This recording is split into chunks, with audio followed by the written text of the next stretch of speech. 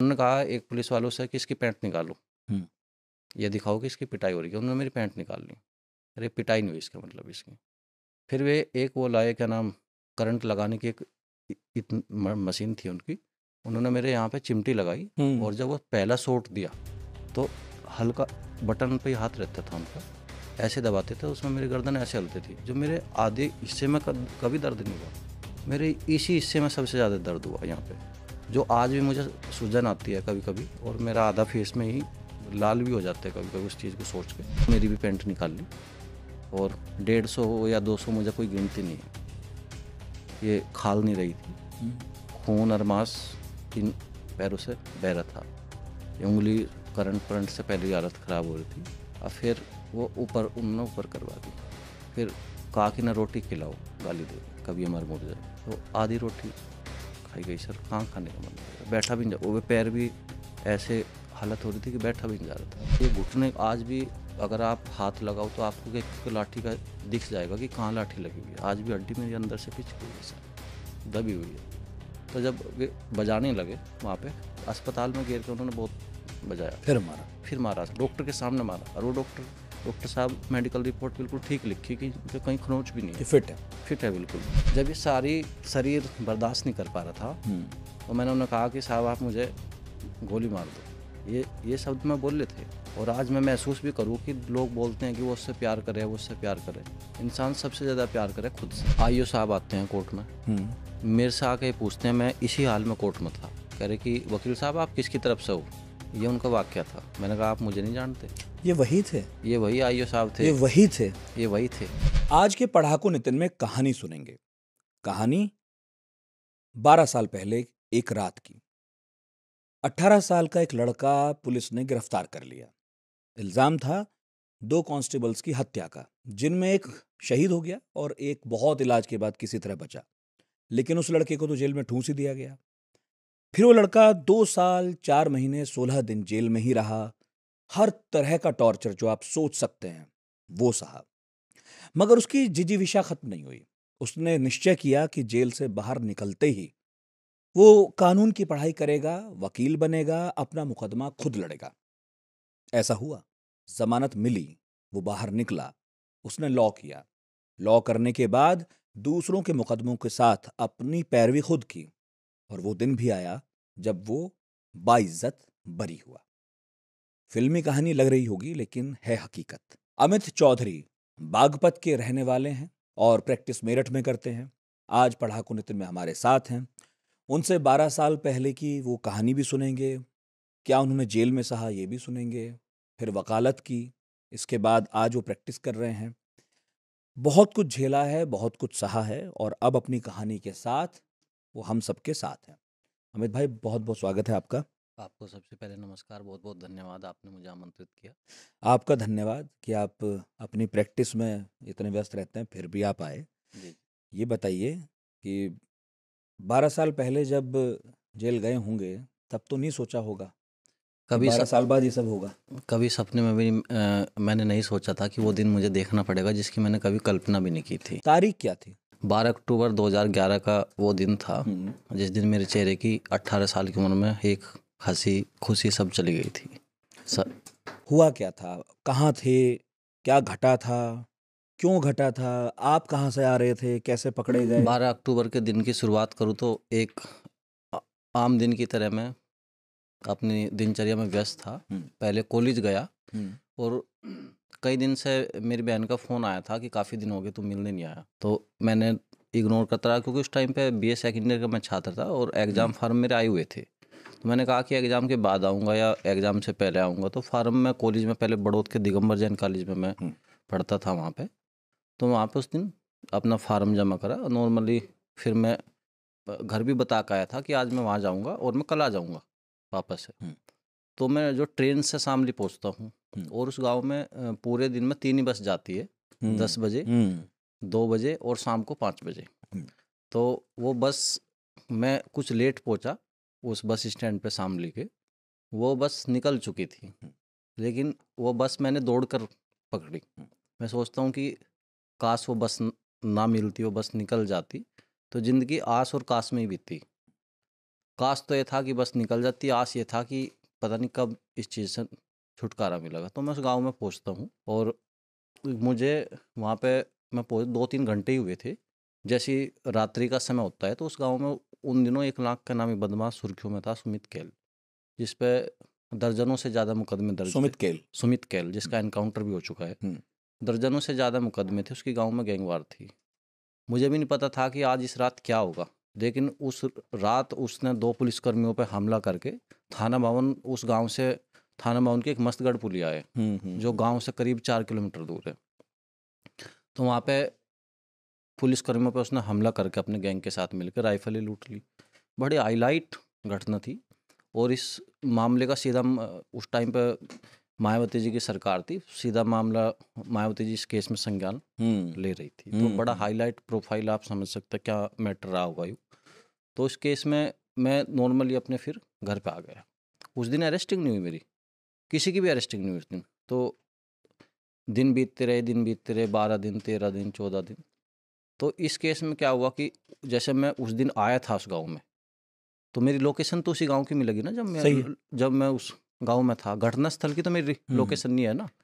तो ये मुझे नहीं पता कि जब वे उस बदमाश की, जिनके मेरी बहन है, वे किस रूप से मदद करते थे, उसे शरण देते थे, खाना देते थे, या उसके साथ इन्वॉल्व थे या नहीं थे, वे जानते हैं इस चीज़ को। वो गाँव एक छोटा सा गाँव है जिसमें 4 खानदान है। पुलिस से जुड़ा हुआ मैटर था, ऐसा कोई घर नहीं बचा जिस पे मुकदमा दर्ज ना हुआ हो। अच्छा। उनमें से एक आदमी मैं भी था, सबसे कम उम्र का मैं था जिस पे मुकदमा दर्ज हुआ। और जब उन सब की अरेस्टिंग हुई, वे सब लोग तो उठा भी लिए, तो उनमें से वे बोलना मैं उचित भी होगा क्योंकि मैं सच को बोलने से कभी हिचकिचाहट नहीं महसूस करता। कुछ लोग तो छूट गए, आप जानते हुए लोग कैसे छूटे हो गए, कुछ उनमें से रख भी लिए। तो इनमें एक आरोपी जो था वो मेरी बहन का देवर भी था। उनका कुछ ना कुछ कॉन्टैक्ट होगा आपस में, वो उसकी आत्मा जानती है या वे लोग जानते हैं उसने घटना की या नहीं की। तो जैसे ही वे सब लोग उठाए गए तो उस दिन मेरी भी लोकेशन उस गांव की मिली, क्योंकि मैं बाहर का आदमी था। मेरा गांव बागपत में किरठल गांव है और बड़ा चर्चित गांव है मेरा भी। तो मेरे गांव में भी आपने सुना होगा, बड़ा चर्चित गांव है खूब। तो कहीं ना कहीं पुलिस के मन में ये आया कि किरठल का लड़का है, घटना वाले दिन कैल में आता है और उस दिन घटना होती है और फिर अपने गाँव में तो हो ना हो इसी वारदात को अंजाम देने आया होगा। तो ये कहीं ना कहीं उन्हें डाउट हुआ, लेकिन वो डाउट उनका सच साबित थोड़ी था। जब मैं घटना में, कोई उद्देश्य तो मेरा होना चाहिए था ना कि कांस्टेबल से मेरी कोई रंजिश हो या कोई मेरे परिवार की रंजिश हो या मुझे कुछ आवश्यकता हो। मेरा तो कोई दोष ही नहीं था। सही। और मुझे उस अपराध में शामिल किया गया जिस अपराध का मुझे ना ही मेरा कोई लेना देना था, ना वो बदमाश देखा था मैंने आज से पहले। तो जैसे ही वे सब लोग उठाए गए तो रिश्तेदारी थी, स्वाभाविक बात है, सूचना आना तो तय था कि ऐसे ऐसे पुलिस अब गाँव में आने लग रही। तो एक बाप मजबूर होके अपने बेटे को कोई ऐसे ही नहीं सौंपता पुलिस को, पुलिस आएगी और दे देंगे। तो मेरे पिता ने मुझे कहा कि अमित, पुलिस आएगी, मैं फेस करूँगा। तो मेरे पिता की उस टाइम पे आँख बोलते हैं, आँख में लेंस वेंस डलवाया था, 5 दिन ही हुए थे बने हुए। तो मेरे पिता ने, हमारे परिवार के ही है, उनके घर पे मुझे सुला दिया। सुलाने के बाद वे मेरे पिता को रात को उठा के ले गए। मेरे पिता की जो आँख बनी थी, उन्होंने वो आँख मेरे पिता की बहुत दबाई, बहुत गालियाँ दी, बहुत पिटाई करी, बहुत मतलब यातनाएं दी मेरे पिता को भी। उसके बाद मैं तो बच्चा था, मैं अपने परिवार का आराम से सो रहा था, लेकिन मुझे भी नींद कहाँ आई थी जब ऐसी चीज़ सुनने को मिली कि ये हो गया, जिसमें दोष भी नहीं था मेरा कुछ भी। तो करीब मैं 4 बजे सुबह के अपने घर पहुँचता हूँ, जो परिवार के लोग थे उनके घर से अपने घर पहुँचता हूँ। तो मैंने जो अपने घर में तांडव देखा, हमारी खाट सब टूटी हुई थी, हमारा सामान सब खिंडा हुआ था, और मेरी बूढ़ी माँ जिसकी साड़ी भी ज़मीन में गिरी थी, बहुत बुजुर्ग हो रही है मेरी माँ, उसके हाथ में एक दिया था। हमारे घर में इन्वर्टर की व्यवस्था नहीं थी, और उन्हें जब ये लगा पुलिस वालों की कि ये बुजुर्ग अम्मा, इसकी दहशत की वजह से इसकी जान जा सकती है, तो वे मेरे पिता को जब ले जाने लगे तो कोई भी हो तो पूछते तो ये क्यों ले जा रहे हो। तो उन्होंने कहा कि कुछ पुलिस वालों ने कि अभी प्रधान तक लेके जा रहे हैं, गांव के प्रधान तक, और हम छोड़ देंगे। उसके बाद जब मैं अपने घर आया और वो मेरी माँ ने वो फेस किया था कि गांव के इतिहास में आज तक इतनी पुलिस नहीं आई होगी। हाँ, मामला भी क्योंकि पुलिस से जुड़ा ही था। पुलिस से जुड़ा हुआ था, मेरा गांव भी चर्चित था। तो उन्हें ये लगा अमित कोई बड़ा अपराधी होगा, बड़ा होगा, लेकिन वे मुझे जानते भी नहीं थे, ना मेरी उम्र जानते थे, ना मेरा नेचर जानते थे, ना मेरा कैरेक्टर जानते थे कि मैं किस प्रवृत्ति का इससे आदमी। पहले आप पर किसी मेरा तरह का कभी भी कोई एक शांति भंग का भी मुकदमा ना उस कुछ घटना से नहीं। पहले ना बाद में, और ये घटना भी अज्ञात के मुकदमे में मुझे शामिल किया गया। पहले अज्ञात में था, पहले मुकदमा अज्ञात में था, फिर बाद में जितने फिर मिले तय हुआ कि आप हैं। 17 लोग। हाँ, 17 लोग, कुछ हाँ, कोई भी। अभी धीरे धीरे बात बताऊंगा, सारी बात कैसे कैसे क्या हुआ। तो ऐसे ऐसे फिर वे मेरे पिता को ले गए। फिर शाम होते होते मेरे भाई को भी उठा लिया। अच्छा।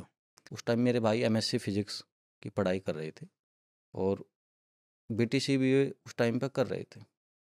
फिर हमारे रिश्तेदार भी उठा लिए। बागपत में हो रहा था ये सब मुजफ्फरनगर में हो रहा था, लेकिन जो रिश्तेदार थे सब वो कर लिए थे। फिर शाम होते होते मैंने खुद डिसीजन लिया कि मैं जाऊंगा अब जा। तो मैं फिर शाम होते होते बागपत में गांव है सरूरपुर, जहाँ मैं एग्ज़ाम देता था, तो मेरे मैं वहाँ आदमी आदमी क्या करता है जब इस उम्र में, जब आपकी जेब में पैसे ना हो, ऊपर से मैं कह रहा हूँ कि लोग ये कहते हैं ना, कोई गांव निकलना मुश्किल हो जाता है जब पीछे पुलिस होती है। पेट में दर्द दो ही कंडीशन में होता है, तो बीमारी में होता है या दहशत में होता है। तो दहशत में फेस कर रहा था बिना बात की कि पता नहीं क्या हो जाए। तो मैं वहाँ पे गया और बागपत के सरूरपुर गांव से मुझे रात्रि 7 सवा 7 बजे क्राइम ब्रांच की टीम ने उठा लिया।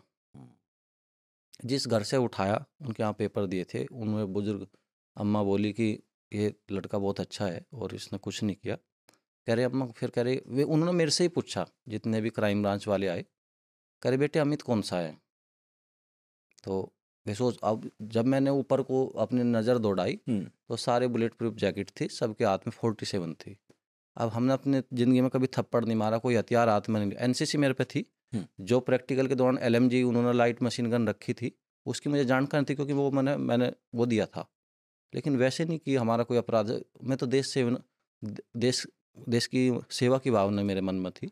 आर्मी में जाना चाहते थे? आर्मी में जाने वाला था, एनसीसी में सी प्रमाण पत्र में प्राप्त कर चुका था। 15 दिन बाद ही मेरा सिलेक्शन भी होना तय था, लेकिन होने को कुछ और ही मंजूर था। तो जैसे ही मैंने ऊपर देखा, सारा घर वो पुलिस ने जो घेर रखा था, वे कह रहे कि अमित कहाँ है, अमित कहाँ, अमित को ढूंढ रहे थे। मैं उनके बीच में था।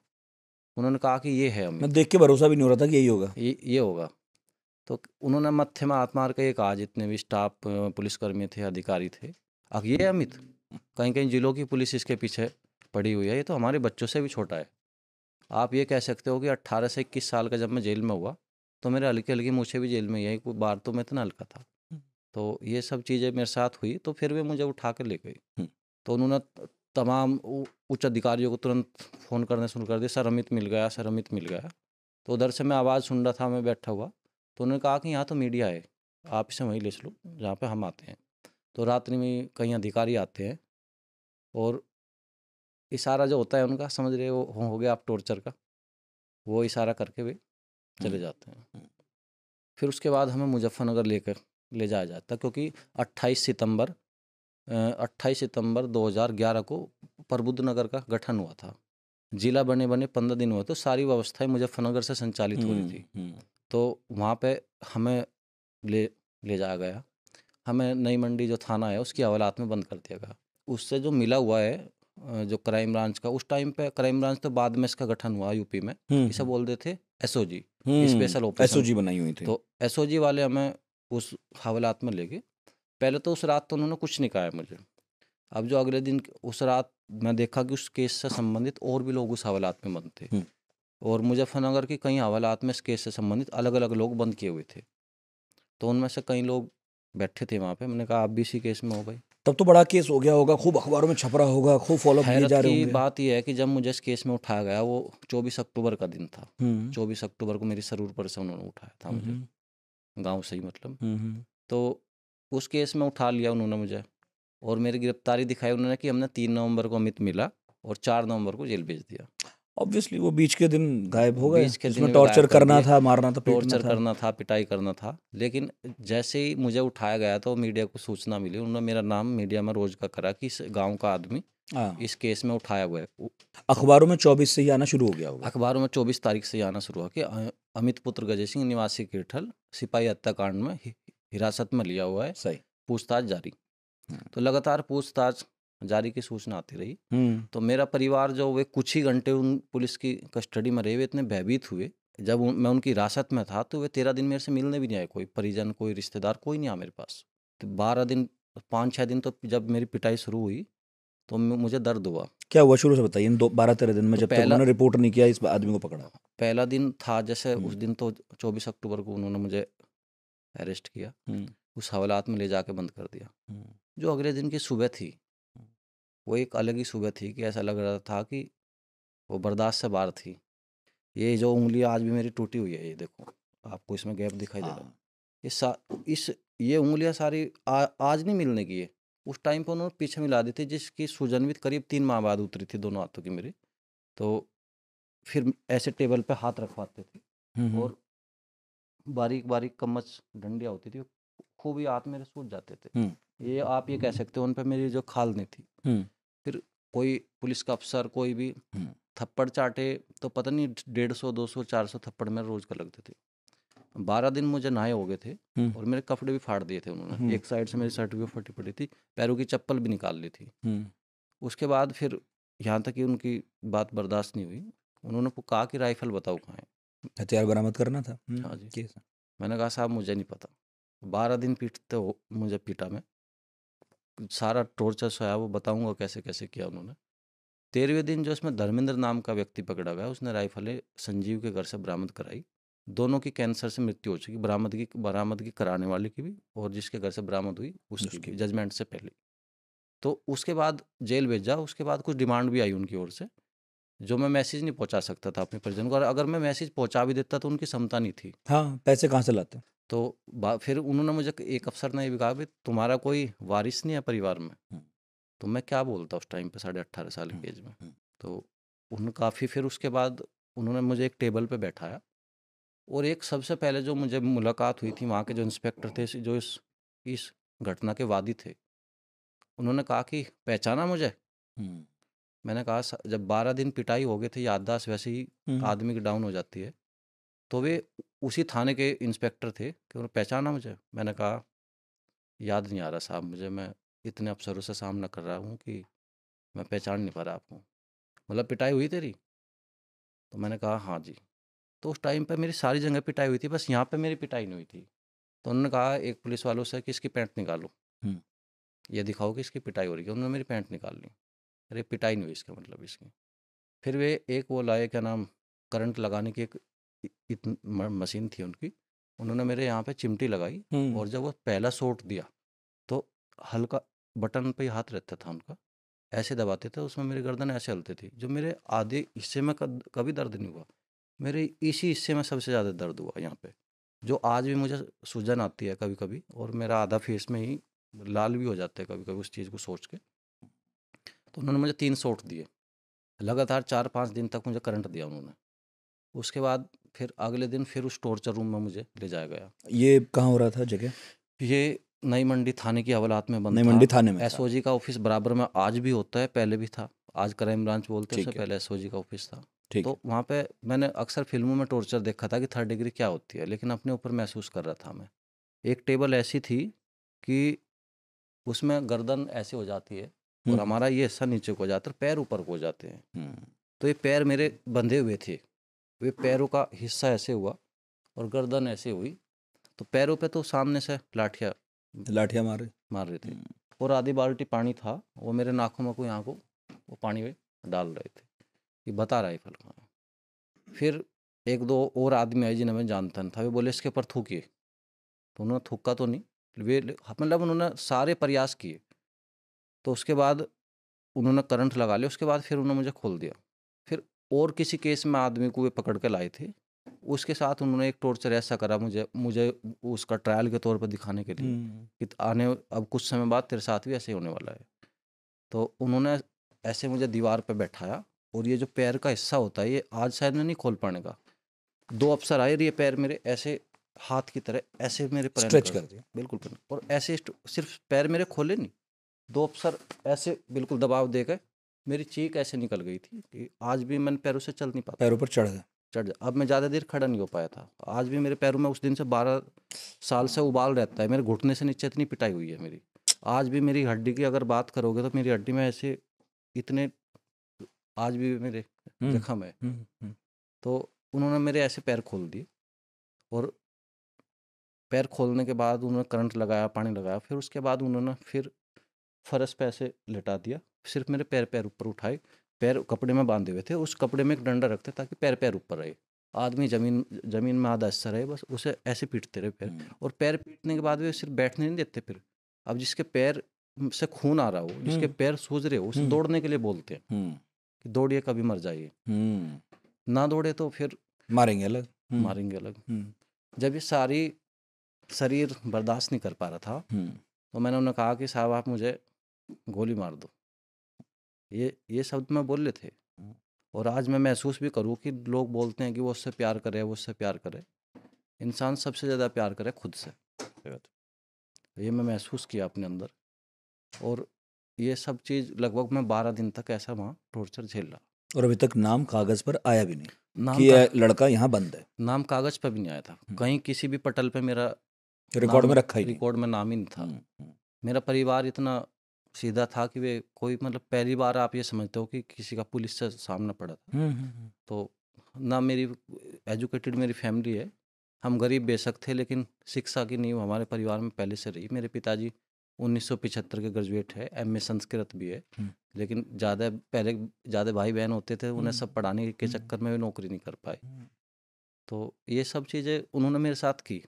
उसके बाद जब कुछ कागजी प्रक्रिया वो थी कि 11-12 दिन उन्होंने एसओजी ने, क्राइम ब्रांच ने रखा, और उसी थाने में हमें सुपुर्द कर दिया जहाँ से हमारा चालान होना था 4 तारीख में। अब वो जो रात है और वो दिन है, तो जैसे हम उसमें थाने में वहाँ जाते हैं, तो वहाँ पे पीएससी का कैंप पहले से लगा हुआ था, क्योंकि जिसने घटना की थी वो एकनाथ का नाम ही था।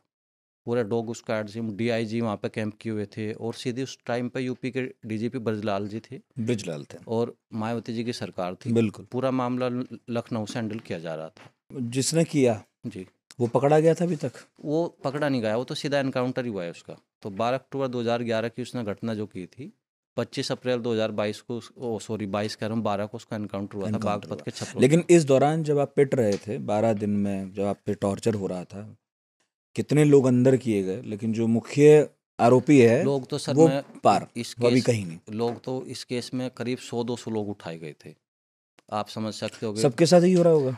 100-200 लोग उठाए गए, तो उन्हें उठाने में और छोड़ने के बीच क्या क्या चीज़ें होती होगी, वो आप समझ सकते हो।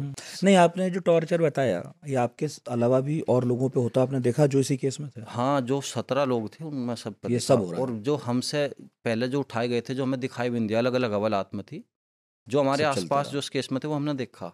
ठीक। लास्ट दिन जब हम उस रात उसमें थाने में पहुंच गए, पहले तो हालत ख़राब हो रही थी यहाँ पे मुजफ्फरनगर में पीटते पीटते, फिर उसी थाने में पहुंचे जिस थाने का सिपाही शहीद हुआ था। तो आप समझ सकते होगे वो रात कैसी बीती होगी हमारे ऊपर। तो एक कांस्टेबल थे, मैं उनका नाम भी लेना चाहूँगा, सूर्यपाल जी उनका नाम था। वे जैसे ऐसे आँख बैठे थे, लेटने का तो कोई मतलब ही नहीं था, तो जैसे ऐसे झपकी भी लगी तो एक लाठी का सीधा डंडा यहाँ आता था। गाली भी देते थे कि तुम्हें हम सोने दे, हमारा जवान मरा है। मैंने कहा साहब हमने तो नहीं मारा। कह रहे वो आज उसने तो मारा है जो तुम्हारे उसका गैंग का है। मतलब उन्होंने ऐसी स्टोरी बना दी इन्वेस्टिगेशन के, तुम्हारे गैंग का बता दिया।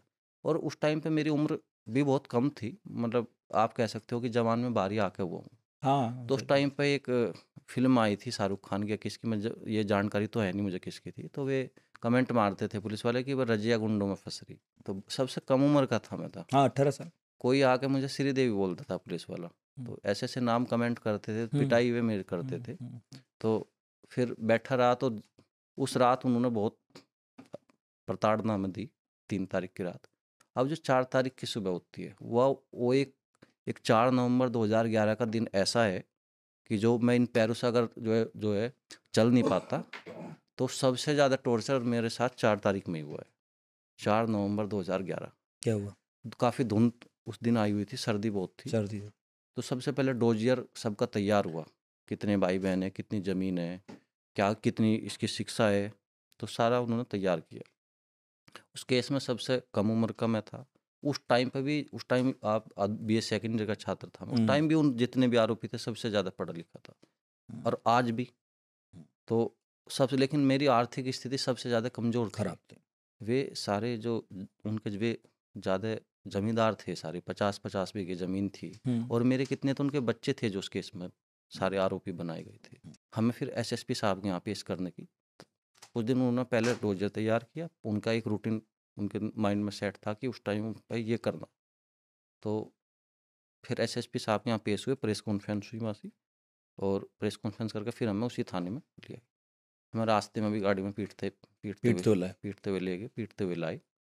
और जैसे ही फिर हम उस थाने में दाखिल हुए, उस हवालात में बंद कर दिए। पीएससी ने पूरा गोल गोल बना घेरा लिया, बना लिया। सबके हाथ में लाठी थी। और पहले उस पीएससी के गोल घेरे से पहले एक बरामदा होता है जो उसका थंबल टाइप था, खंबा जो था, तो एक एक को निकालते रहे और उस थंबले का ऐसे हाथ आगे को खींचते रहे ताकि वो भाग ही नहीं सकता वहाँ से कहीं। और पैंट निकाल ली, और जितना भी स्टाफ था, जिसकी सर्दी जब तक उतरी उतना उसने बजाया। उसने लाठी मारी। लाठी नहीं, फट्टा था वो। हाँ, फट्टे से लाठी की मारते तो बात दूसरी बिल्कुल। अब आएगी। तो शुरुआत में जैसे मैं कम उम्र का था, जैसे क्लास में मैडम मारती थी तो पहले कुछ गलती हो जाती तो ये सोचते थे कि पहले इसका नंबर आ जाए।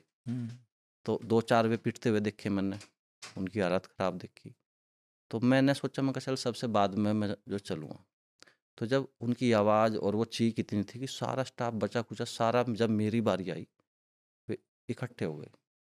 यहाँ तक कि आया तो उन्होंने मेरी भी पैंट निकाल ली, और 150 हो या 200 मुझे कोई गिनती नहीं है, ये खाल नहीं रही थी। खून और मांस इन पैरों से बह रहा था। ये उंगली करंट से पहले ही हालत ख़राब हो रही थी। और फिर वो उन्होंने ऊपर करवा दी। फिर कहा कि ना रोटी खिलाओ, गाली देकर कभी हमारे मुड़ जाए। तो आधी रोटी खाई गई। सर कहाँ खाने का मन करता, बैठा भी नहीं जा, वो पैर भी ऐसे हालत हो रही थी कि बैठा भी नहीं जा रहा था।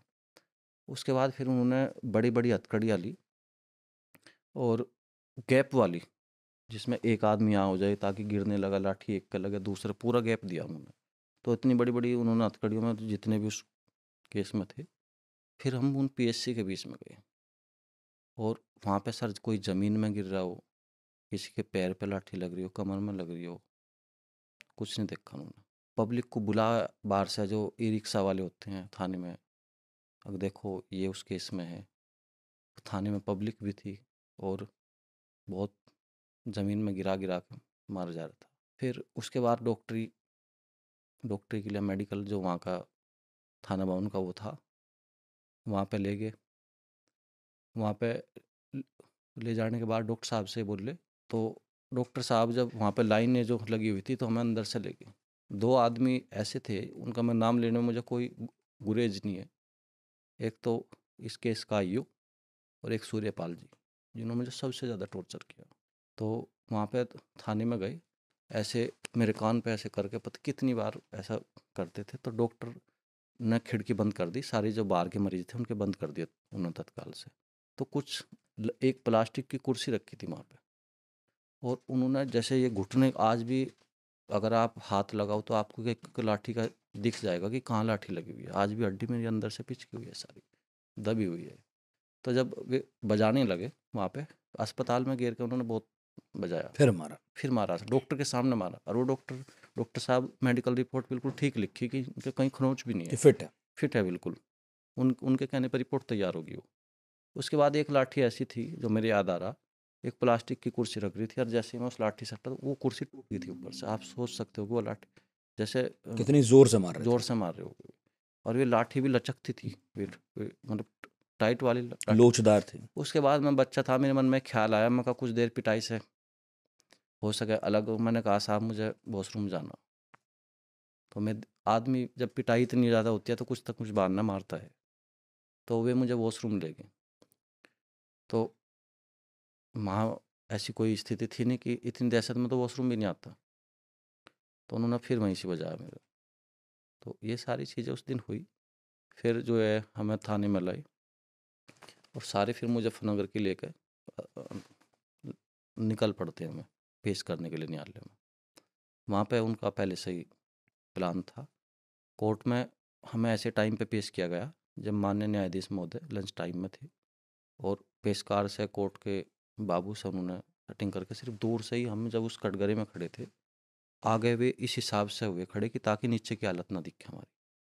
वाह। बस नाम बोला कि फलाना नाम, हाथ उठा दिया, कहाँ है, फिर ले जाओ। उसके बाद फिर पैरों में चप्पल नहीं थी, कपड़े फटे थे, शरीर खून से लथपथ था। तो वो पैदल हम न्यायालय से वे मुजफ्फरनगर जेल तक ले गए, करीब 1-1.5 किलोमीटर तक। और जुलूस निकालते हो। जुलूस, और जेल के गेट तक सर लाठी लगी, मारते हो मारते।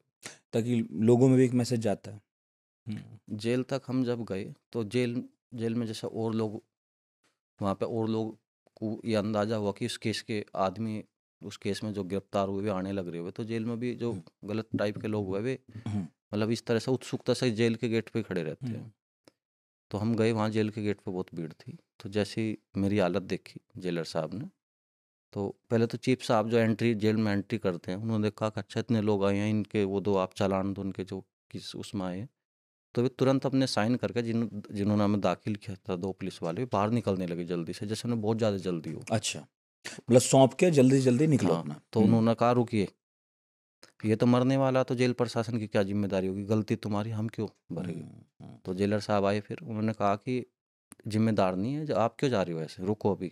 तो उन्होंने तुरंत जेल के डॉक्टर बुलाए और मेरे कपड़े निकाल के, जहाँ मेरे 1-1 इंच के घाव थे, दोबारा से मेरी डॉक्टरी कराई, फिर मेडिकल हुआ। फिर मेडिकल हुआ। तो एक रिपोर्ट तो मेरी वो थी जो हालात के विपरीत थी, और एक रिपोर्ट वो थी जहाँ मेरे इतना खून से लथपथ शरीर था। एक रिपोर्ट वो जिसमें कह रहे थे बिल्कुल ठीक है, बिल्कुल ठीक। दूसरी रिपोर्ट वो जिसमें वो ये कह रहे थे कि ये मर भी सकता है कभी भी। ये मर भी सकता है। तो आम बंदी की तरह मेरी एंट्री वहाँ पे बैरिक में नहीं भेजा गया मुझे, मेरी जेल के रिकॉर्ड में सीधी एंट्री जेल के हॉस्पिटल में हुई।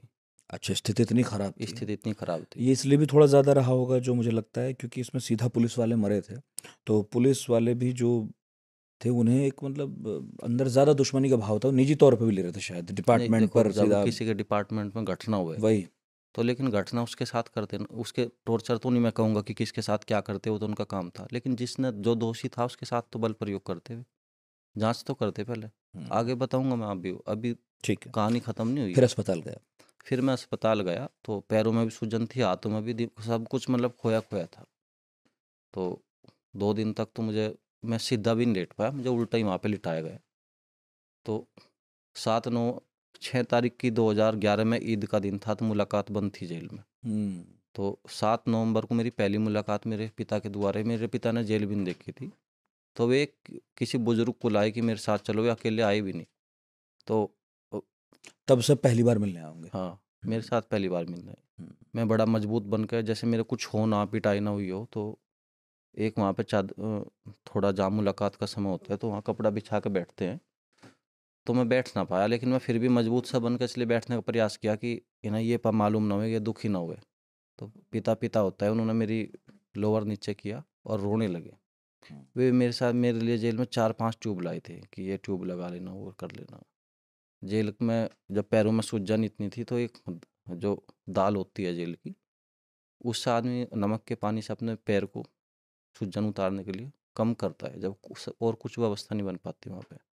5-6 दिन बाद फिर जब मैं वहाँ पे वॉशरूम भी जाता था, तो मैं बैठ नहीं पाता था अपने पैरों से, और मुझे ऐसे उठाते थे 2 आदमी, जब मुझे वहाँ पे ले जाते थे।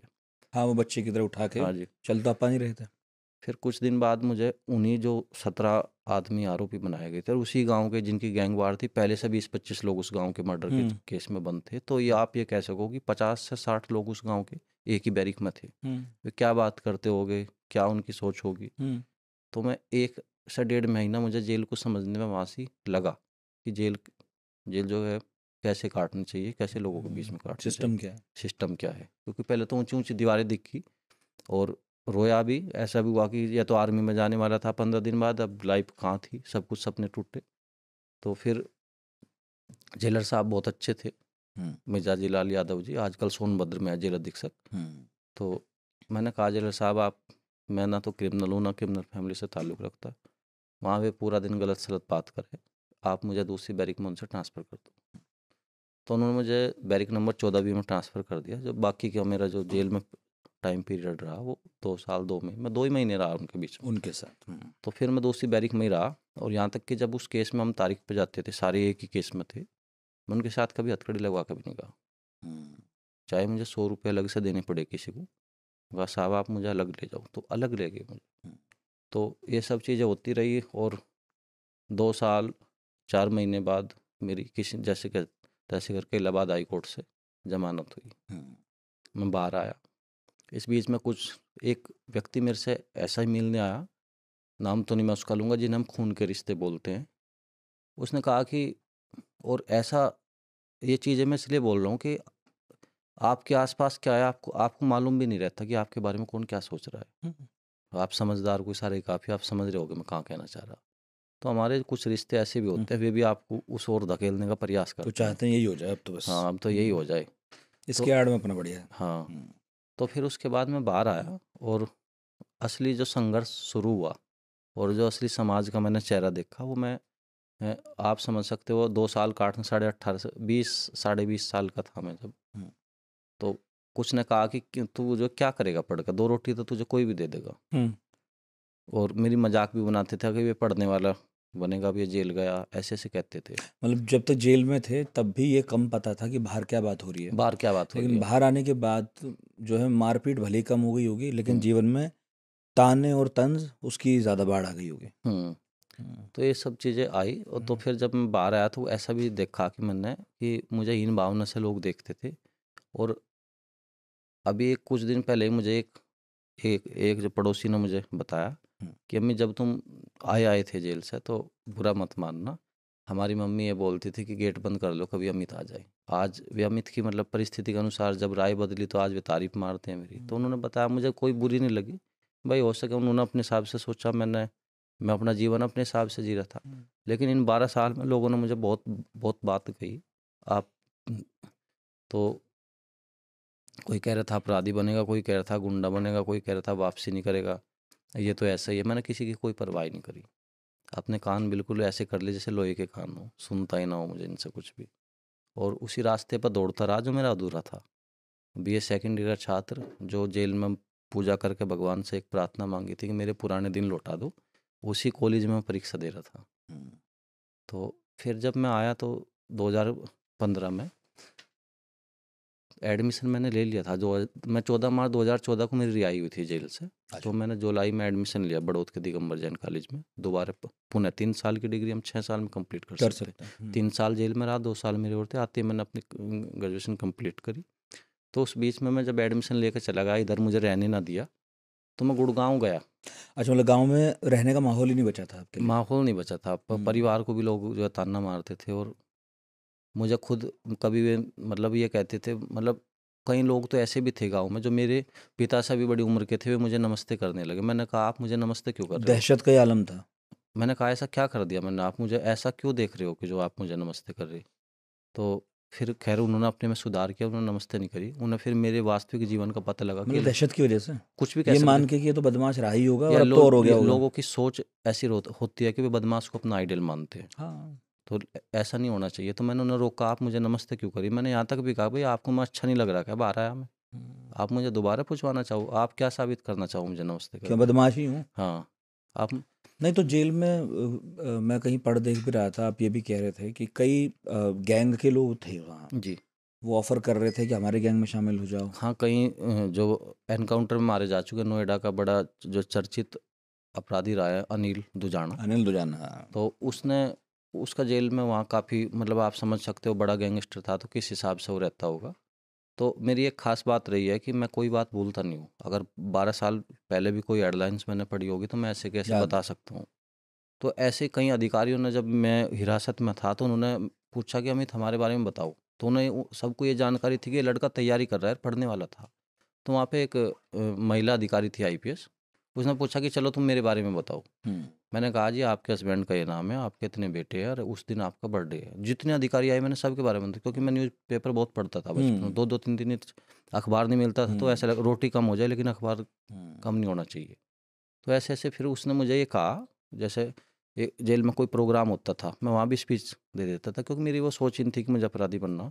तो ये मेरे माइंड को जो है धीरे धीरे उन गलत लोगों ने पढ़ा, लेकिन मेरी इतनी उम्र नहीं थी कि वे किस हिसाब से पढ़ पा रहे मुझे। हम्म, उन्होंने कहा कि हम तो तुझसे मर्डर तो नहीं कराएंगे, लेकिन हम अगर राजनीति करने हो तो हम वैसा काम देख लेना मर्द। तो मैंने कहा जी मैं तो ऐसे ही ठीक हूँ, गरीब परिवार से ताल्लुक़ रखूँ, मेरी ये नेचर नहीं है। तो मैं ये बात कह के अपना पीछा वहाँ से उन लोगों से छुड़ा लिया था। और मतलब ऐसे रहा उनके बीच में कि ना ही किसी से दोस्ती, ना ही किसी से बैर। लेकिन आप जैसे करीब 2.5 साल जेल में थे, तो आपने जेल इस तरह देखी है जैसे कोई शायद बिल्कुल देख ही नहीं पाएगा। एक आध दिन के लिए कोई चला गया देखने चला एक गया, दिन में तो पता ही नहीं लगता पता ही नहीं चलता सिस्टम जेल क्या का है। क्या है। थोड़ा जेल के बारे में बताइए, फिर आगे बढ़ूंगा, क्योंकि इसके बाद तो आपका संघर्ष और बढ़ा है। हाँ, हुआ क्या? मतलब जेल में आप जो सिस्टम समझ रहे थे, देख रहे थे, गैंग्स को देख रहे थे, क्या वहाँ की व्यवस्था है? कैसे आपने वहाँ पर किसी तरह से अपने आप को फिट किया? क्योंकि ये तो नहीं पता था कि कब निकलेंगे, वहाँ कुछ नहीं रहना ही पता था था। अब तो। धीरे धीरे मेरा मन नहीं लगता था जेल में। 2-4 महीने तो मैं रोया। और रोने का भी ऐसा सिस्टम था कि सबके सामने रोया भी नहीं जाता था। जब रात को रोने का मन करता था तो वॉशरूम करने जाता था, वहाँ से रोने के बाद अपने आंसू पूछ के मुंह धो के तब आता था। और वहाँ पे आदमी जेल में कोई भी आदमी सबके सामने नहीं रोता। मैं कहता हूँ और मैंने एक विचार भी वहाँ से बना, लोगों के अंदर जो देखा, जो गलत टाइप के लोग होते हैं, किसी को लूट खसोट करके एडिडास पहन सके, वाइट कपड़े पहन सके, लेकिन जब रात को उसके परिवार की याद आओगी और कंबल में मुंह देकर रोता देखा मैं बड़े से बड़ा बदमाश। तो ये जीवन होता है बदमाश का। जो सबको डराता है वो खुद सबसे ज़्यादा डरता है। ये जीवन हो है बदमाश का। तो ये काफ़ी चीज़ देखी। और मैं लगभग उस टाइम पे वहाँ बहुत लोग बंद थे चर्चित मामलों में, लेकिन मैंने अपना आप को सबसे अलग रखा, उस बैरिक में अलग रहा। मैंने एक बार ऐसा हुआ कि जो गलत टाइप के लोग थे मेरे पास आते थे। कुछ लोग पेशेवर मुजरिम भी आते थे, जैसे छूट के चले जाते हैं फिर आ जाते हैं, बोलते हैं तुम अब तक छूट के नहीं गए। तो मैंने कहा कि भैया मैं पहचाना नहीं आपको। तो आधे लोग ये बोलते थे इसका तो अमित का दिमाग चल गया दिखे तो पहचान नहीं पा रहा। ये नहीं पता था कि मैं जानबूझकर उनसे बात ही नहीं करना बात ही चाहता। नहीं करनी, तो रिश्ते ही नहीं बनाने, हाँ, जिक्र ही रिश्ते नहीं ही नहीं किसी बात बढ़ाने। का करना। तो अगर मुझे किसी ने वहाँ भी पागल कहा तो मैं पागल सुन लिया अपना आपको। बाहर आया अपना, उसी रास्ते पे मैं फिर दौड़ा। यहाँ नहीं रहा, फिर मैं गुड़गांव का जो मेरा संघर्ष है वो उसने मुझे बहुत समझदार भी बनाया और ये बताया कि ज़िंदगी होती क्या है। तो मतलब जब गांव में नहीं रहे तो आप गुड़गांव आ गए? गुड़गांव आ गया मैं। एडमिशन अपना बीए 2015 में यहाँ रेगुलर एडमिशन लेके, यहाँ लेकिन यहाँ गुड़गांव में ले लिया नहीं, फिर? बड़ौत में लिया, लेकिन यहाँ मैं रहा नहीं। पेपर देने आया था मैं यहाँ। जब रहने नहीं दिया लोगों ने तो वहाँ पे मैं एक वकील साहब के पास पहुँचा अचानक से। लंच टाइम था, शहीद भगत सिंह ब्लॉक में। वंदना ओबराय जी एडवोकेट है, अजय चौधरी बार के अध्यक्ष है गुड़गांव के। तो मैंने कहा साहब आप अपने पास रख लो मुझे, क्योंकि ये मेरे मन में जो मैंने जेल में पीड़ा अपने साथ साथ और भी बहुत लोग देखे जो बेचारे गरीब आदमी छोटे मोटे चार्ज में थे। कोई किसी के कपड़े धो रहा, कोई किसी के खाना ला रहा बना के, जो बड़े लोग थे उनके वे बाहर नहीं जा पाते थे। मैंने एक तो आदमी चोरी में बंद था बेचारा, कई महीने तक कपड़े एक्स्ट्रा धोए उसने लोगों के। तो ये पीड़ा मैं और लोगों की देखी। फिर काफ़ी लोगों से मैं बात भी जेल में नहीं करता। तो वहाँ जिस पर पैसा होगा जेल में, जी वो तो सुविधा जुटा ही लेता होगा। जेल वही काट सकता है जिसके पास पैसे हो, बाकी तो लोग परेशानी रहते हैं वहाँ। वहाँ पुलिस वाले ही मुहैया कराते थे सब? क्या चीज़ में? जो सुविधा मुहैया कराते हैं पुलिस, उनके बिना तो पत्ता भी नहीं हल सकता जेल में। क्या आप देखो वहाँ बहुत सारी चीज़ें, मुलाकात आती है। मुलाकात एक बंदी की मुलाकात नहीं आती। अगर 1500 रुपये आए, जेल के 7 गेट होते हैं। 7 गेट से आपका पहला गेट बैरिक का, दूसरा गेट आपके हत्थे का, तीसरा गेट आपके उस हिस्से का जहाँ बना जा रहे, चौथा गेट भंडारा जहाँ खाड़ा बनता है, पांचवा गेट कैंटीन का और सातवां गेट हॉस्पिटल का। तो 7 ताड़े पार करके आप जा रहे हो। और जो 1500 रुपये आपको देंगे कि हर जगह वहाँ से वे रसीद काटने के लिए खड़े हो। भाई किस बात के लिए रसीद काटे जब सरकार आपको सैलरी दे रही है? तो 500 से 600 रुपये तो मिलाई उनकी हो जाती वो। तो आप समझ सकते हो कितना ज़्यादा पैसा आता होगा। हर गेट पे पैसा देते थे? हर गेट पे पर्ची कटती है सर। पर्ची मतलब कहीं पर्ची को ऑफिशियल थोड़ी ही है, उनकी अपनी है वो तो। उनकी अपनी पर्ची है वो। और फिर दूसरी बात और भी थी कि जैसे कितनी मुलाकात आती होगी, कितना पैसा होता होगा। और बुध में और रविवार में तो खाना ही नहीं मिलता वहाँ। एक ही टाइम खाना मिले। क्यों मिलता ही नहीं सर, क्यों? जेल है मतलब इसलिए। ये क्या नियम हुआ? जेल है तो इंसान ना अंदर। हाँ, तो एक ही टाइम खाना देते हैं। दोपहर में हल्के से चावल देते हैं इतने से, सुबह तो देते ही नहीं कुछ कोई भी। ना चाहे व्रत करना, वो भी कर ही रहा है। वो भी कर ही रहा है। तो जेल में ये चीज़ें। और जिसे खाने का मन है वो जुगाड़ कर भी सकता होगा। हाँ, कैंटीन से कुछ भी लो। एक जेल में जैसे कोई 50 रुपए की चीज़ है, 100 रुपए की कैंटीन से कुछ भी ले लो, समोसे खा लो, पकौड़ी खा लो, कुछ भी खा लो। उनके लिए ठीक है। उनके लिए ठीक। अंदर मोबाइल भी चलते ही हैं? हाँ, मोबाइल भी चलते हैं। आपने बात की अंदर से कभी घर वालों से? नहीं, मैंने कभी बात नहीं की। हथियार भी होते हैं अंदर?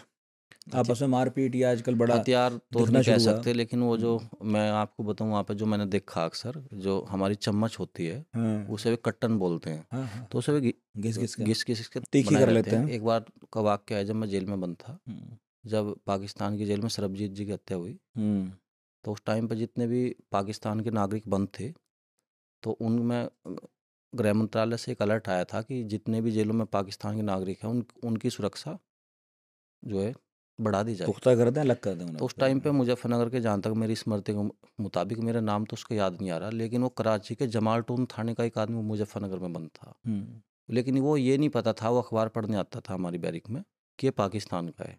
ओह, तो जैसे सरबजीत जी की वो जानकारी हुई, तो उसका जो जो आपने कट्टन का जिक्र किया, तो उसके ऊपर उन्होंने पहले जो हर हर तरीके के लोग रहते हैं वहाँ, अच्छे भी रहते हैं, बुरे भी रहते हैं, आधे आदमी ऐसे रहते हैं, उन्हें उन्हें मज़ा ही इसी चीज़ में आता है।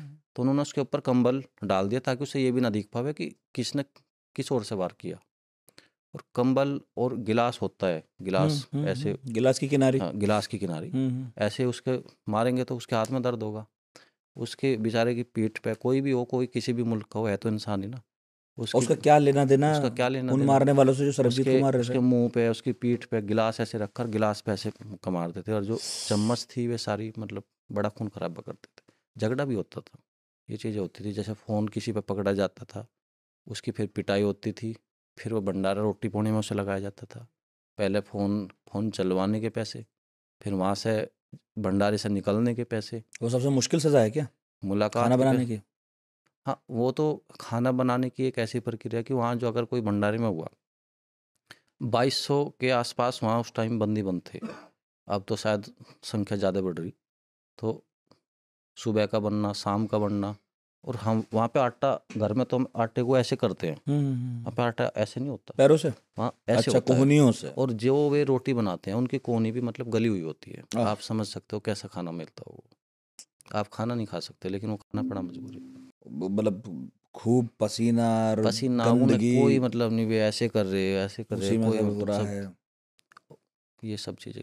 तो वहाँ ख्याल आया कि बाहर निकला तो वकील बनूं, क्योंकि मैं आपको तो आर्मी में जाना था। आर्मी में जाना था, हम्म, और ये पीड़ा में, जो ये इतनी लाठियों की बौछार हुई थी, ये हम्म, शरीर दर्द होता था अंदर भी, आज हम्म, भी दर्द होता है। 12 साल से मैं कभी खाट पे, बेड पे नहीं सो पाया, आज भी गद्दे पे ही सोता हूँ। मेरठ में जब मैं जिस जिस किराए के रूम में मैं रहता हूँ, हम दोनों एलएलएम के छात्र थे।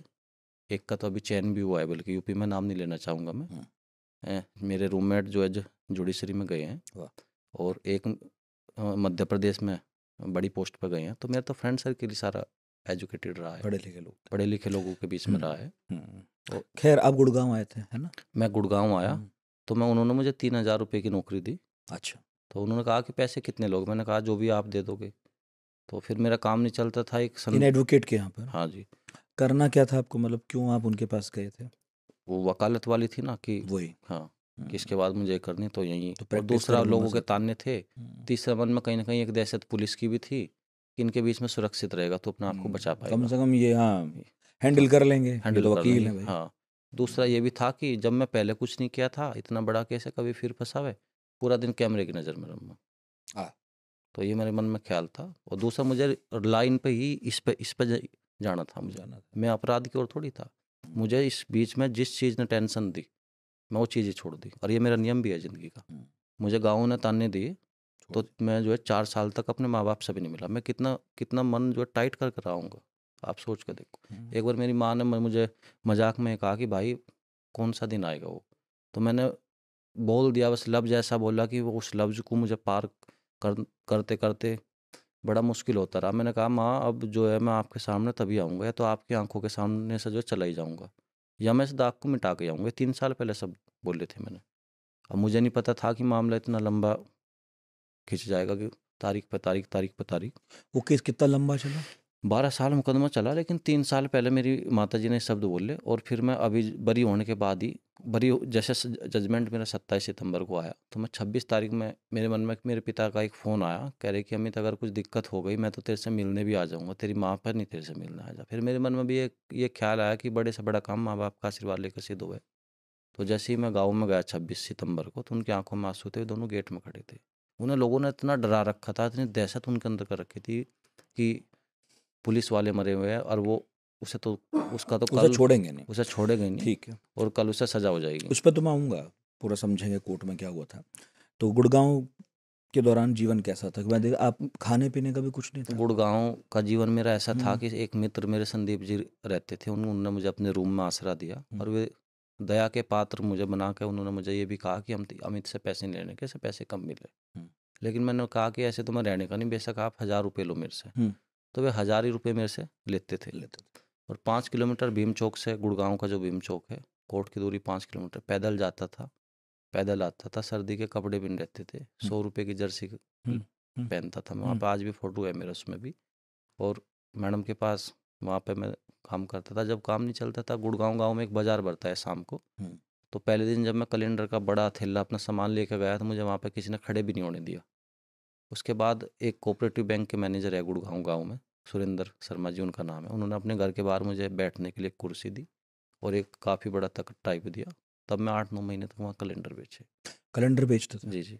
क्या कमाई होती होगी? बस उस टाइम पे मैं बिल्कुल, बात 10 रुपये का उस आता था तो 30 रुपये का बिक जाता था, इतना होता था, थोक में आता था। और खाने पीने का पढ़ रहा था कि आप खाने अखबार में रोज देखते थे? खाने हैं? की सर, अगर मैं एक टाइम खाना खा लेता था तो मेरा बजट बिगड़ जाता था। पैदल तो मैं आता जाता ही था।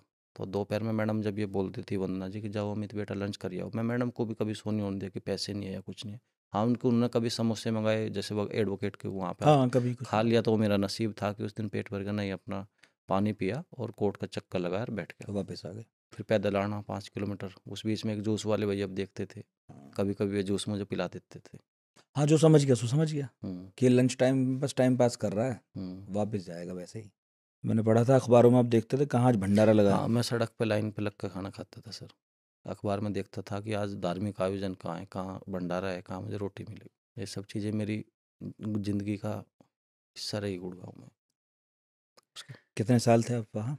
गुड़गांव में का 10-11 महीने रहा मैं 2014 से, और मैं 22 नवंबर 2015 को आया मेरठ में। हम्म, तो आप वो टाइम पीरियड समझ सकते हो, वो 2 महीने में अपने घर रहा, उसके बीच का टाइम मेरा गुड़गांव में फिर बीता। फिर मैं मेरठ आया और मेरठ चौधरी चरण सिंह विश्वविद्यालय पहुंचा, वहाँ मेरे भाई के मित्र थे, उनके पास में गया। तो वहाँ पे मैस, यूनिवर्सिटी में मैस जो चल रहा था, और मैस में मैंने खाना बड़ी बेसब्री से खाया। तो मेरे भाई तो मुझे छोड़ कर जो है चले गए थे, तो मुझे वो पुलिस की दहशत, वो सारा टॉर्चर सब याद आता था, और एक तरह से मैं भुखमरी भी झेल ली गुड़गांव में आर्थिक स्थिति के हिसाब से। तो मैं जब खाना खाता था, वे मेरे से थोड़े सीनियर थे, मैच्योर भी थे, तो मेरी तरफ बड़े ध्यान से देखते थे कि बड़ी बेसब्री से खाना खा रहा अमित। तो मैंने फिर उन्हें एक दिन बोल ही दिया, जैसे जब घूमते हैं बातें शेयर होती है, तो वहाँ की यूनिवर्सिटी का तपोवन है जहाँ पे सब घूमते हैं, सारे लोग, प्रोफेसर सब। हाँ, मैं गया हूँ। तो मैंने कहा कि भैया ऐसा लग रहा कि जैसे 1 साल बाद पेट भर के खाना खाया हो। तो आज वो आया तो मेरी ज़िंदगी में दोस्त बन के था, लेकिन आज परिवार का हिस्सा है। और बहुत लोगों ने, उनके भैया रहते हैं मेरठ में ही, विपिन जी, पूरे परिवार ने मेरी इस तरह से इस दुख की घड़ी में मदद करी कि जैसे भगवान मेरे जीवन में बन के आए हो। फिर मदद करने वाले मिलते गए। हाँ, अच्छे लोग मुझे मिलते, मेरी मन में कभी चाह भी नहीं रही कि मैं बुरे का साथ लूँ। जैसे मैं जेल में भी था, कुछ लोगों ने ये कहा जो गैंगस्टर टाइप थे कि अगर तुम्हें पढ़ना होगा बता देना, किसी भी कॉलेज में हम बोल देंगे। तो मेरे मन में एक विचार ये आता था कि अगर इनका आपने एक बार भी मदद ले ली, कल को उनके आदमी गलत काम करके आएगा, मैं किस मुंह से मना करूँगा इन्हें रोकने के लिए। तो मैं कभी किसी गलत आदमी की मदद ली नहीं, तंगी झेली, भुखमरी झेली, लेकिन गलत आदमी का साथ नहीं लिया कभी ना। कभी इस बीच में यह कि मैं सुसाइड कर लूँ या मर जाऊँ। ये था कि ज़िंदगी जीने के लिए मिली, मरने के लिए नहीं। जो सुखाए चाहे दुखाए, अपना किरदार निभाना उसमें अच्छे तरीके से। हाँ, फिर मेरठ चौधरी चरण सिंह यूनिवर्सिटी। मेरठ से मेरी जो पढ़ाई शुरू हुई, और एलएलबी मैंने वहीं से किया। मेरी एलएलएम की पढ़ाई भी कैंपस से हुई, और उसमें मेरा ग्रुप भी क्रिमिनोलॉजी था। हाँ। और मैडम ने पूछा मैं रिसर्च किस चीज़ पे करना चाहोगे, तो मैंने कहा जी मुझे जेल के अलावा और किसी चीज़ पे करनी नहीं है। तो उन्हें मेरे बारे में जानकारी नहीं थी। तो उन्होंने मेरे से एक ऐसा क्वेश्चन पूछा कि हमें जब जेल से कोई आदमी आता है तो समाज उसके साथ क्या उन्हें करता ये नहीं पता था कि आप जेल में थे? है ना। तो मैं उस दिन जब मैं रोने लगा, तो तब और कितने दिन थे आप उनके साथ? गया था आज। तो मैडम भी फिर बाद में उन्हें पता लगा, उन्होंने हाँ, बोला बस गुड़गांव, मतलब उन्हें पता नहीं था, पर क्या हाँ, आप जेल काट के, हाँ हाँ, वो यहाँ आया हूँ, मेरा जीवन, बैकग्राउंड कोई पता नहीं मेरे था। जीवन का ये मैं, मेरी लाइफ का ही पार्ट रहा है। तो जब मैं रोने लगा तो उन्होंने पूछा मेरे से अमित क्या बात हुई, तो मैंने सारी चीज़ बताई फिर। तो उन्होंने, मतलब मेरी गुरु भी रही जिनके अंडर में रिसर्च करी मैंने, डॉक्टर अपेक्षा चौधरी जी, उन्होंने कहा कि गुरु के साथ-साथ मुझे तुम अपनी बड़ी बहन भी समझना। तो उन्होंने बहुत आशीर्वाद दिया। उनके उनके पूरे ही परिवार ने आज तक सपोर्ट करते हैं मुझे। तो मेरे से भी आज भी जुड़े हुए हैं। कुछ लोग रिश्ते मेरे से छूटे तो कुछ अच्छे रिश्ते मेरे जीवन में आए भी। तो फिर आपने एलएलबी की, एलएलएम की? एलएलएम किया और फिर 2019 में मैंने एआईबी की परीक्षा पास करी और जो मेरा केस में कुछ नहीं हो रहा था कुछ भी। केस आगे बढ़ ही नहीं रहा था, तारीख हो रही तारीख थी पर बस। तारीख पर। तो फिर हाई कोर्ट से मैं इस केस में डायरेक्शन लेकर आया। अच्छा। हाई कोर्ट से जब डायरेक्शन में लेकर आया इस केस में, तो जैसे मैं तारीख पर जाता था और ऐसा कोई दोस्त भी मेरा नहीं बचा जिससे मैं पैसे ना लिए हो तारीख पर जाने के लिए। 500 का नोट वे हर दोस्त मेरे लिए तैयार रहते थे और बहुत लोगों ने मदद करी मेरी। तो जो सफ़र रहता था तो मुझे सबको देखता था, कोई टीचर मिलता था मुझे, कोई मिलता था, कोई प्रोफेसर अपनी जॉब पे जाता था, तो मैं जाता था तारीख पर, तो मुझे बड़ा दुख होता था। 18 से 30 साल की एज में मैं कभी मुस्कुरा ही नहीं पाया अपने जीवन में। ये जीवन का हिस्सा रहा। हाँ, मतलब वो 12-13 साल, या तो इस बात की टेंशन कि कब पुलिस आ इस बीच जाए, में मैंने कब कुछ, मुकदमे में क्या हो मुझे जाए। कविताएं भी लिखने का शौक रहा।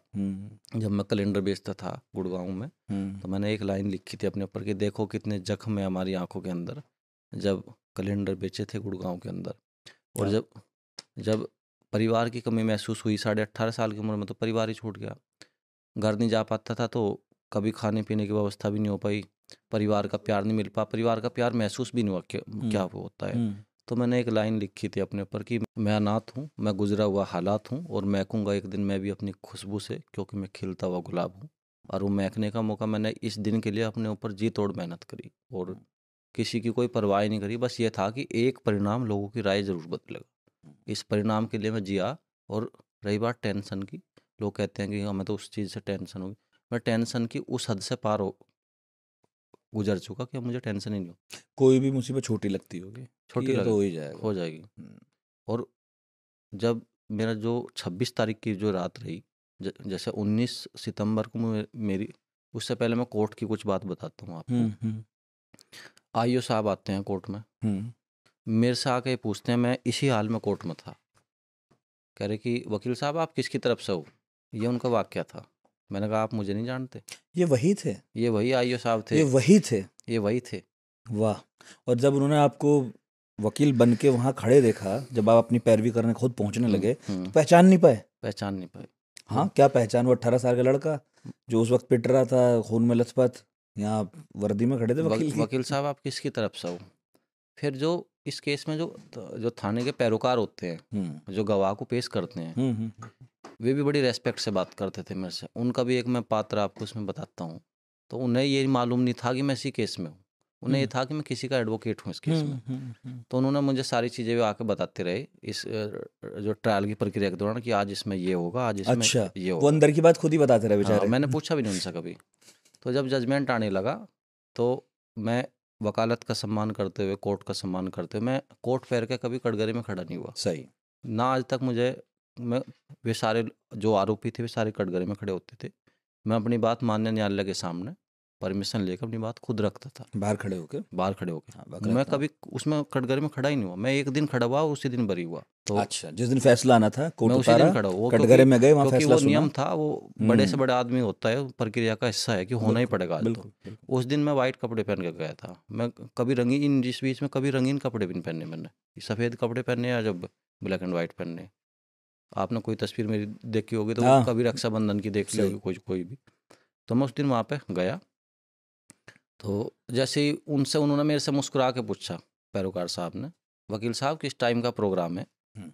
मैंने कहा भैया प्रोग्राम तो आप ऐसे करें जैसे यहाँ पे किसी की शादी हो, मंडा हो, 12 बजे 2 बजे न्यायालय का फैसला आएगा, जो भी होगा देखा जाएगा।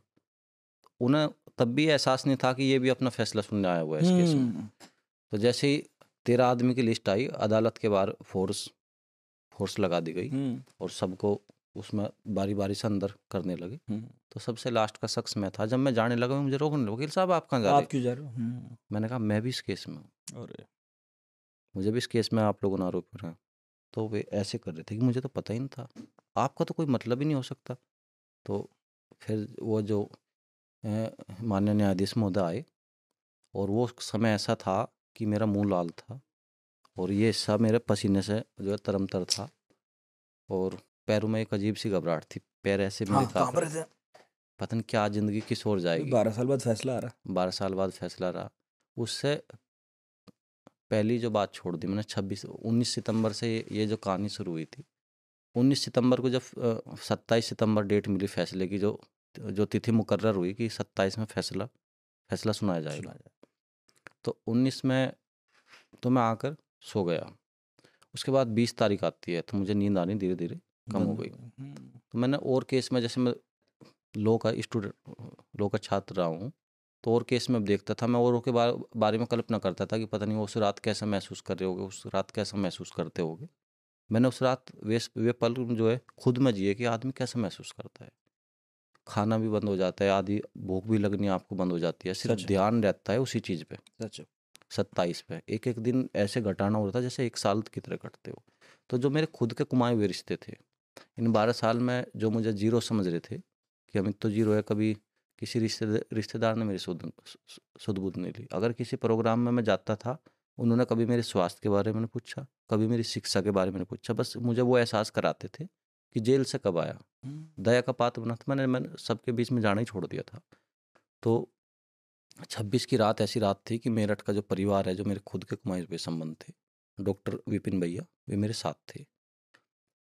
मुझे 2 घंटे नींद आई बस। अब वो नींद भी आप समझ सकते हो कैसी आई हाँ, वो होगी। थक के किसी तरह लग गई आँख। और दिन अदालत में मैं जाता था 8:30-9 बजे के आसपास, नहाना धोना होता था। मैं उस दिन मैं 5 बजे नहाया था। लेकिन उस दिन का जो दिन था, सब चीज़ पॉजिटिव होती जा रही थी मेरे पास। तो मंदिर जाने से पहले मंदिर गया, जो शास्त्री नगर ए ब्लॉक में मंदिर था। तो मेरे से पहले प्रसाद लिए, जो आसपास के लोगों को पता था कि आज इसका फैसला आएगा, मेरे साथ दुआएं बहुत थी। मैं 24 घंटे लोगों के लिए, कभी किसी का मन नहीं दुखा। काफ़ी लोग मेरे लिए प्रसाद लेकर खड़े थे। तो कह रहे कि पहले ही प्रसाद हम खिला रहे हैं, तेरा दिन अच्छा रहेगा, हमारी दुआएं। तो मंदिर के जो पुजारी थे, उन्होंने भी प्रसाद पहले ही बांट दिया। मैंने कहा मेरी दुआ कभी बेकार नहीं जाती बेटा, सब अच्छा रहेगा, तुम भगवान का नाम लेकर जाओ। तो फिर मैं घर पे गया विपिन भैया के पास। वहाँ पे चाचा जी सुरेंद्र पाल नैन जी, वे मुझे मुजफ्फरनगर के लिए लेकर निकल पड़ते हैं। हम 3 शख्स उस गाड़ी में थे। फिर उसके बाद मेरे भाई भी मुजफ्फरनगर रहते हैं, वे भी आ गए, मेरे कुछ मित्र भी आ गए। तो शक्ति भैया, आदेश भाई, सारे ये लोग आ गए। तो उसमें से जब वो आया, तो कुछ मेरे जो मित्र थे, प्रशासनिक अधिकारी भी थे, जो नाम तो मैं नहीं उनका लेना चाहूँगा, पीसीएस अधिकारी थे। वे मुलजिम की बेंच पे बैठे थे। मैंने कहा साहब आप अंदर बैठ लो। कह रहे अमित तू भी तो बैठता था यहाँ पे। तो मुझे ये लगता था कि लोग इतनी बड़ी घटना होने के बाद किसी को बैठाना पसंद नहीं करते। शायद मैं पहला शख्स था कि लोग मुझे प्यार भी बहुत दिया लोगों ने, लेकिन जहाँ से प्यार मिलना चाहिए था वहाँ से नहीं मिला। हाँ, कहीं से खारिज और हाँ। कहीं स्वीकृति। कहीं तो मुझे लगा कि जैसे आदमी, मेरे पास जो रिश्ते थे वे थोपे हुए रिश्ते नहीं थे, मेरे खुद के कमाए हुए रिश्ते थे। और फिर आपने एक मेरी तस्वीर देखी होगी सोशल मीडिया पे, मैं बरी होने के बाद उस घर पर नहीं गया कि जहाँ मेरा जन्म हुआ था। जो माँ मेरे दिया लेकर, ठीक, मैं वो जो तस्वीर है उसने मुझे बहुत भावुक किया कि मैंने जो कमाया क्या। वो जो माँ मेरे टीका कर रही है, तो वो मेरा वही परिवार है जिसमें मैं अपना परिवार देखता हूँ। जिस दुख की घड़ी में मुझे परिवार की कमी महसूस होती थी, तो उस दुख की घड़ी में मुझे भी सिर्फ वो लोग साथ थे। भगवान नजर आए मेरी लाइफ में। तो उनका मेरे जीवन में बहुत योगदान है। कोर्ट में क्या और हुआ? कोर्ट में जब आईओ साहब की आपको बात बताऊं, तो आईओ साहब आए, कह रहे वकील साहब आप किसकी तरफ से हो। तो मैंने कहा, मैं बोला नहीं, मैं बात जो गोल कर दी। मैंने कहा आप आ जाइए अंदर। तो वो इतनी लंबी उन्होंने झूठ की पटकथा लिख रखी थी कि वो 1 तारीख में उनकी एविडेंस हो ही नहीं सकती थी। उनकी जो एविडेंस हुई 5 से 7 तारीख लगी उसमें पूरी होने में। पूरी बना वो रखी थी, देते रहे एविडेंस, देते रहे पूरी एविडेंस। बना एक रखी थी नहीं दूसरा कहानी, मान लो, ऐसे दूसरा नहीं ऐसे। तीसरा मान लो। फिर जो लंच टाइम में बाहर आते थे, सिगरेट का वो लगाते थे, सबको ऐसे ऑब्जर्व करते रहते थे। तो एक ही सवाल पूछा गया उनसे कि 12/10/2011 की घटना है, 12/11 को आपने जो घटना का एकमात्र चश्मदीद गवाह है जिसका गोली लगी थी, जिसकी गवाही सबसे पहले ही दिन जरूरी थी, आपने 1 महीने बाद की। आपने 1 महीने बाद ली। आपका जवान इस केस में शहीद हुआ। आप पुलिस तो सबकी होती है, जवान उनका क्या, हमारा भी इतना अधिकार सबका है है भाई। उसमें, हाँ, सबका है जवान। हाँ, तो हाँ। कि जीडी भी आपकी, थाना भी आपका, रिपोर्ट करता भी आप, सब कुछ ही तो आपका था। ऐसी क्या मजबूरी रही कि तुमने 1 महीने बाद बयान और दिया। ये दूसरा गवाह, वो जो दूसरा कांस्टेबल घायल था। हाँ, बताऊंगा उसके बारे में भी। तो आपने मुझे जेल भेज दिया 4 नवंबर को, बयान ले रहे पहली बार आप 12/11 को, भाई मेरा लिंक साबित कर दो आप। तो ऐसे ऐसे चक्कर भी कोर्ट में काटने लगे। फिर और बात यहीं पे ख़त्म नहीं होती। फिर जब कुछ और हाथ ना हुई तो फिर झूठ का सहारा लिया, बोले कि माननीय न्यायालय के सामने कि अमित का बहुत बड़ा आपराधिक इतिहास है। अच्छा। हाँ, तो इधर से फिर मेरी ओर से बोल लगा कि जब मेरा आपराधिक इतिहास था, इतनी बड़ी घटना हुई और आपके डिपार्टमेंट की ये घटना हुई, आपने इतनी बड़ी लापरवाही कैसे करी कि वो मेरा रिकॉर्ड मेंशन नहीं किया, इसमें मैं आपराधिक प्रवृत्ति पूरे में कहीं नहीं हुआ मेंशन? कहीं में मेंशन नहीं। फिर मैंने कहा कि हिंदुस्तान के किसी भी थाने में इस घटना से पहले, इस घटना के बाद मेरे खिलाफ कोई शांति भंग का मुकदमा दर्ज नहीं है। फिर माननीय न्यायाधीश महोदय को गुस्सा आया, उन्होंने अपना पेन रखा और उन्होंने फटकार लगाई कि जानते हो सेक्शन क्या है? 396 का सेक्शन है जिसमें फांसी की सजा है और आप झूठ बोल रहे हो। तो ऐसे चक्कर काटने लगे। तो बहुत सारे ऐसे पात्र रहे जिसने उसने पता नहीं उसे क्या उसके ऊपर सवार था। इस केस में एक संजय है, जो संजय दिल्ली पुलिस के क्राइम ब्रांच के सिपाही है। घटना वाले दिन ऑन ड्यूटी थे। 2 आतंकवादी उन्होंने ढेर किए हुए हैं। 50 से ज़्यादा दिल्ली पुलिस के डीसीपी ने उन्हें मेडल दिए हुए हैं। 18 साल कोई क्राइम ब्रांच में ऐसे नहीं रहता, ईमानदार अफसर रहा होगा जो है तभी रहा होगा। उस आदमी को भी उस आईओ साहब ने 12 साल सफ़र कराया। हम 2 आदमी ऐसे थे इस मामले में? इस मामले में वो भी आरोपी थे? वो भी आरोपी थे। 12 साल बाद उसे अपनी खुद पुलिस वाला होने का, तो मैं तो एक बच्चा था 18.5 साल का। पुलिस जब वो ही नहीं निकल सका जो सब इन आउट जानता था हाँ, डिपार्टमेंट्स के और ये सब केस डिपार्टमेंट वगैरह, फिर 18 साल वाले ने तो कभी तो अब ये सब चीज़ें हुई। तो उसके बाद फिर मैं और संजय बाकी जो वे थे वे जो और आरोपी थे, केस तो हम झेल ही रहे थे। तो केस के साथ साथ जो अंदर की जो सिचुएशन थी, जैसे और जो इसमें आरोपी थे सारे 8वीं पास लोग थे, सारे अधेड़ उम्र के थे। और मेरे कितने तो उनके बच्चे थे। या तो संजय इसमें पढ़ा लिखा आदमी था 12वीं पास, या मैं इसमें LLM किया हुआ था, मैं खुद एडवोकेट था। तो हम दोनों किसी का प्रमोशन था रुका हुआ था, मेरी तो पूरी ज़िंदगी दांव पे थी। तो जज साहब ने फाइनली तो देखा मामले के सारे तथ्यों को पढ़ा, तो हमें 27 सितंबर को बाइज्जत इस केस में बरी कर दिया गया। इसमें एक अभियुक्त को आजीवन कारावास की सज़ा सुनाई गई।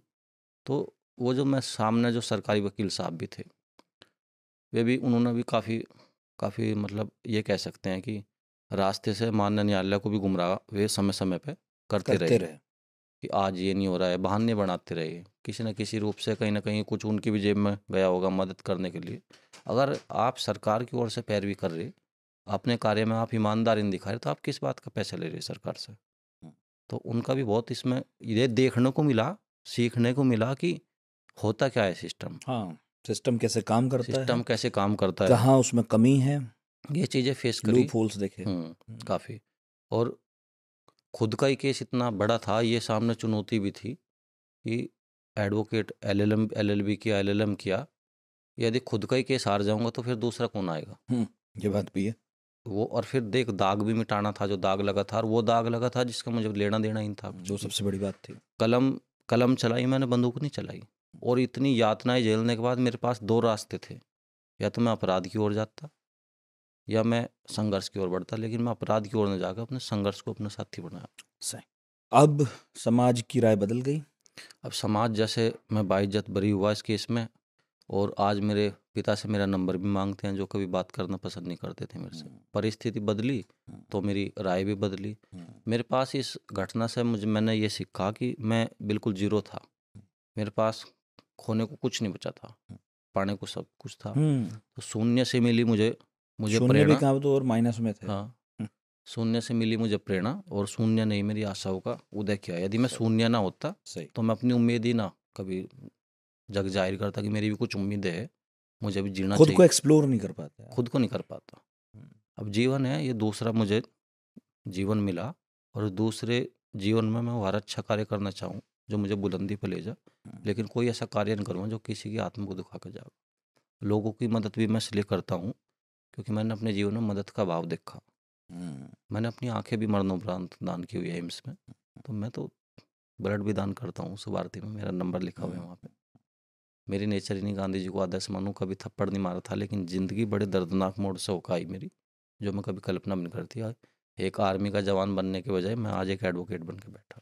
और ये चीज़ भी मैं इसलिए ही फेस कर पाया, जो आर्मी में जाने की तैयारी करता है उसका तन मन कमज़ोर नहीं होता। हम्म। तो उसी मन इरादे के साथ मेंटली फिजिकली मजबूत। हाँ 12 साल तक मैं सफ़र किया इस केस में। गया, कितनी बार आंसू आए खुद पूछे, कितने लोगों से मैंने पैसे मांगे होंगे जाते हुए, कितनी बार मैं रोया हूँ, कितनी होली दिवाली मेरे दोस्तों के घर में मनी होगी, कितनी बार मैं गाँव में भी नहीं गया, कितने लोगों ने मेरा साथ दिया होगा। तो वे मेरी ज़िंदगी के ऐसे अभिन्न हिस्सा बने जिनका मैं कभी भुला नहीं पाऊंगा। सही बात है। और यही हो सकता है अब तो कि वो 12 साल जो थे वो तो वापस नहीं आ सकते, और जो मानसिक पीड़ा आपको पहुंची, शारीरिक पीड़ा जिनसे आप आज भी गुजरते हैं, वो भी अब कभी ठीक तो नहीं हो सकती। लेकिन यही मैं है कि आज भी ज़मीन पे सोता हूँ। हाँ, बस ये है कि कोई इन एक्सपीरियंसेस को किस डायरेक्शन में ले आना चाहता है। आपने खुद कहा कि रास्ते तो थे अपराध की तरफ जाने की भी, और अक्सर हमारी जेल जो सुधार के लिए बनी है, वहाँ जाने के बाद कोई और ज़्यादा मजबूत अपराधी बन के ही बाहर निकलता है। कभी विरले दिमाग में आया उदाहरण ही है नहीं। ऐसे, आपके जैसे उदाहरण कम है। जी जी। सुनते हैं कभी कभी बीच में ज़रूर कि तिहाड़ में इंटरव्यूज़ चल रहे हैं, वहाँ किसी ने ग्रेजुएशन की, पोस्ट ग्रेजुएशन की, कहीं नौकरी पा गया। तो ऐसा नहीं है कि सब अपराधी बनते हैं, लेकिन अगर कम ही लोग ऐसे निकलते हैं, आप जैसे उदाहरण यदि कम ही हैं, जी तो आपकी तो तारीफ है, जी लेकिन इस सर। सिस्टम की तो नहीं हो सकती। ये इस सिस्टम की वजह से नहीं है, बल्कि इस सिस्टम के बावजूद है कि आप जैसे निकल रहे हैं। मन में इरादा था सर निकलने का, खुद को एक खुद से जिद थी कि ये जहाँ मेरा अपमान हो रहा है, जहाँ मेरा हथकड़ी लग रही है, इसी कोर्ट में अपने आप को सम्मान दिलाना। और जो लोग वैसी नज़रों से देखते थे वे ये बोले कि आओ बैठिए। सही। तो तो ये केस अब हाई कोर्ट में है? केस हाई कोर्ट में वे अपील भी नहीं करी उन्होंने अब तक। की ही नहीं? अब फाइल में दम ही नहीं था उनकी, अगर उनमें दम होता तो हाई कोर्ट में अपील करते। 27 दिसंबर को उनका अपील का टाइम भी निकल चुका। वाह भाई वाह। अपील वही तो आदमी करता है जो सच पर, जब झूठ पर आपकी दीवार खड़ी पूरी तो वो तो गिरना तय था। वो अब दफन हो गया। लेकिन मैं तो यही बोल लूँगा कि किसी वाहवाही के चक्कर में किसी की ज़िंदगी से नहीं खेलना चाहिए। हर कोई फेस नहीं कर पाता। कोई हाँ हो हाँ सके मेरी जगह कोई होता हाँ। सुसाइड करता, उसके माँ बाप पे क्या बीतती। हम्म, या मेरे मेरे माँ बाप ने, मेरे सही माँ बाप ही सास में बुजुर्ग हो चुके कि पता नहीं अमित का क्या होगा। सही। तो मैं भी उनके लिए कुछ करता, जो माँ बाप के लिए मैं कुछ नहीं कर पाया वे मेरे लिए कुछ नहीं कर पाए इन 12 साल में। सही इन बात है। 12 साल में आज मैं उम्र के उस पड़ाव पे हूँ कि मैं, मुझे रास्ता ही नहीं बैठ रहा कि मैं अब उस 12 साल जो मेरे खराब हुए, कितना मुझे आर्थिक मानसिक शारीरिक प्रताड़ना हुई है होगी। ही। तो अब प्रैक्टिस कर रहे हैं?